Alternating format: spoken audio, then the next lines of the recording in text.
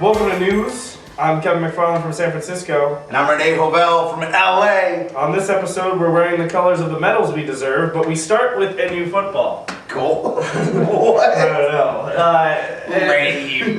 know. This weekend, Northwestern walked into the big house and walked out with a dirty, dirty win. Like our beers that we got right now. 21-14. They look ahead to a rivalry game with Illinois for the Sweet Sweet Sioux Tomahawk. Sweet Sioux Tomahawk. And a place in a nice bowl game. What did you think about this weekend? The weekend was incredible. I love Ann Arbor. I love your friends from back home. Oh, Shout out to your friends. I love the women's water polo team in Michigan. But nice. to the game. The game was the weather was horrible. Yeah, the weather was horrendous. It looked terrible. It looked terrible, and the film didn't even show how terrible the weather looked. Yeah. I was soaked. We were all soaked.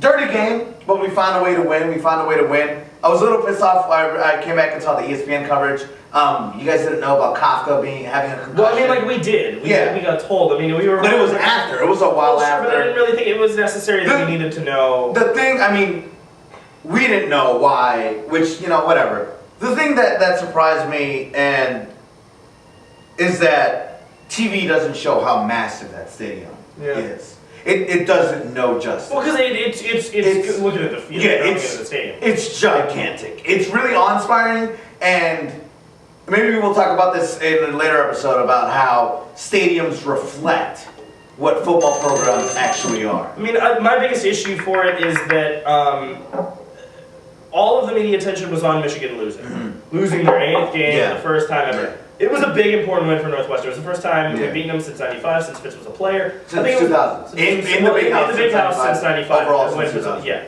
But I think it would have been a bigger issue to focus maybe a little bit more evenly on both teams. It's Northwestern. That's who we are. Whatever. We gotta let it go. At least we're here. Big game this weekend. Big game.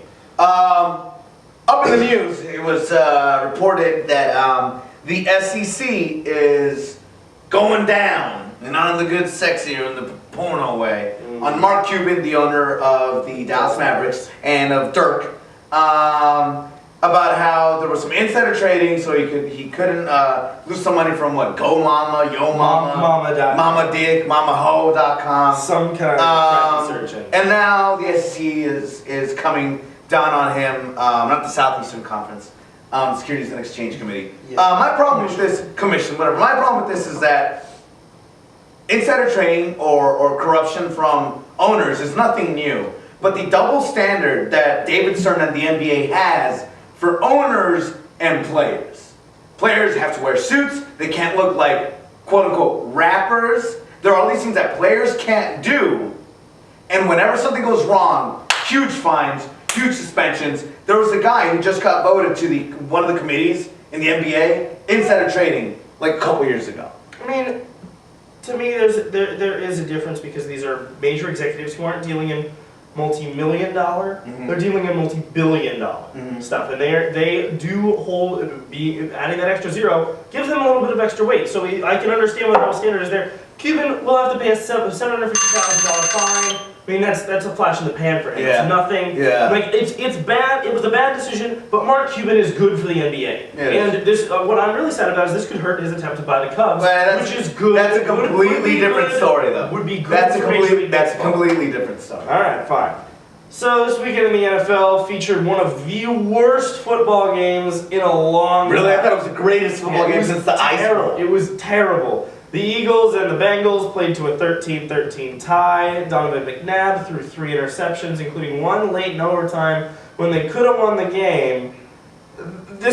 All of the highlights of this are horrendous. It looks like their high school team. Yeah. The Bengals are awful. Yeah. And what this speaks to is how far the Eagles have fallen, and the door is closing on Andy Reid, and the era of Donovan McNabb is over. I agree with that, and the other thing is that playoffs in the NFL, I hate that system. It kind of leaves it up to chance. Overtime.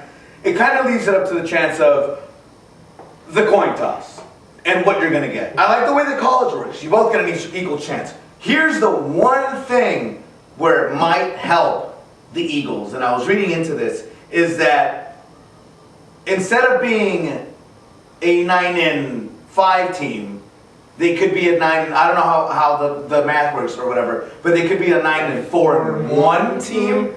So they would jump a team that had a loss instead of a tie when it came to when seeding the playoffs. I mean, that's the only good thing. Looking at that division, should come there's out. no way they're going to be able to compete. Yeah. With the Cowboys, if the Cowboys recover, the Redskins are too tough. The Eagles just aren't good. And the Giants, Just saying, it's weird. The NFL, weird shit happens in the NFL. Yeah, sure. You never know. NBN came out with a story about how much Henry Keenan has been making and how much he is set to make this year. Yeah. And it is an OxyClean whopping $1.7 million. So I'm sure this guy's job is tough, but this guy's making $1.7 million. Bill Carmody is one of the top 3 coaches, paid coaches in NCAA football, like basketball. And I'm paying $10 fucking for a Coke and chips at Norris. Really? Sodexo's shoving their collective dick up my ass, and he's getting $1.7 million. It's his. These stats apparently go to the last year of him at the school, and he gets like a bonus for his seniority. But frankly, he's the second highest paid school president, university president in America for this time frame. The number one guy is like $2.8 million. Who was at a school for like 30 years. Yeah. Being here since what, 94? I mean, he's been president since 94, and Yeah. I don't know exactly how long he's been at the school. But this seems like a little ridiculous of Yeah. an amount. Other comparable universities, things like UChicago, they're getting like $500,000. And I mean, that's a lot of money. But $1.7 million. A lot of money. And he's getting a school named after him. And correct me if I'm wrong, but there's a house out there for him where the president lives. I don't know if he has to pay for it. It all seems kind of weird. Yeah. All seems kind of weird. All right, so we'll end our headline section with a little story about where the BCS is headed. So Fox, up until now, has owned the BCS television rights. Except the Rose Bowl. Except the Rose Bowl, yes. And those BCS rights are changing because ESPN has put up a $400 million, something ridiculous, $500 million, some type of money I will never see for 4 years Yeah. of TV rights for the BCS. I mean, people think this is good because they think ESPN will push to be even more money ridiculous, to push for a +1 format, so you end up with a 4-team playoff. But this just doesn't seem right to me. ESPN now has Monday Night Football. I mean, the ABC is affiliated with ESPN and does all these sports. You see the NFL that's broadcast by NBC and Fox and CBS, but ESPN is increasingly getting a monopoly. The problem is, they're getting a monopoly. The other thing is, like, what happened to football belonging to the common man? You know, if you don't have cable, not even basic cable, because ESPN is not on basic cable in most places. If you don't have cable, by 2012 or whatever, you won't be able to watch Monday Night Football, and you won't be able to watch the biggest bowls in college. Yeah.